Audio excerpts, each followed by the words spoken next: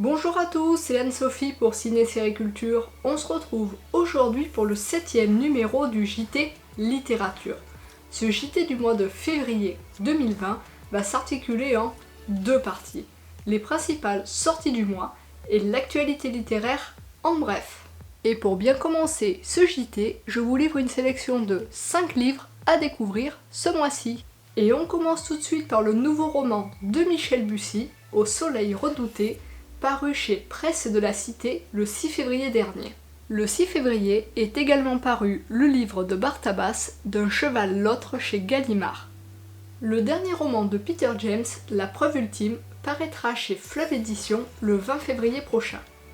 Et rendez-vous en librairie le 26 février prochain pour la parution du nouveau thriller de Lisa Gardner, Juste derrière moi, chez Albert Michel.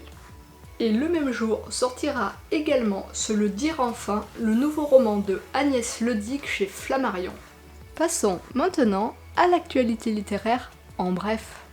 La semaine dernière, du 3 au 9 février, dans la catégorie Fiction, Miroir d'Onopen de Pierre Lemaître, troisième et dernier volet de la trilogie entamée avec Au revoir là-haut, se classait en tête des ventes.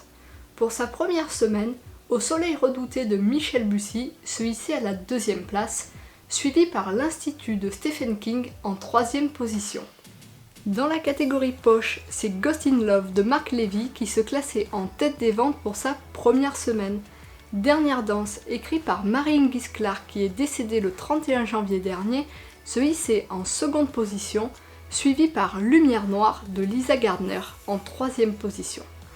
L'édition 2020 du Salon du Livre de Paris se tiendra du vendredi 20 au lundi 23 mars au Parc des Expositions de la Porte de Versailles.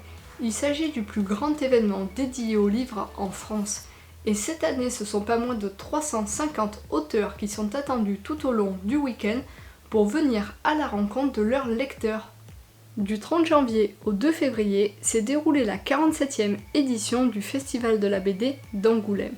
Et c'est le tome 1 de Révolution signé Florent Grouazel et Youn Locard qui a obtenu le Fauve d'Or récompensant le meilleur album. Et voilà, c'en est fini de ce 7e numéro du JT Littérature.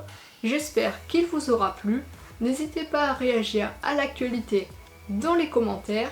Nous, on se retrouve le mercredi 18 mars pour le 8e numéro. Et en attendant, je vous dis à très bientôt sur Ciné Série Culture.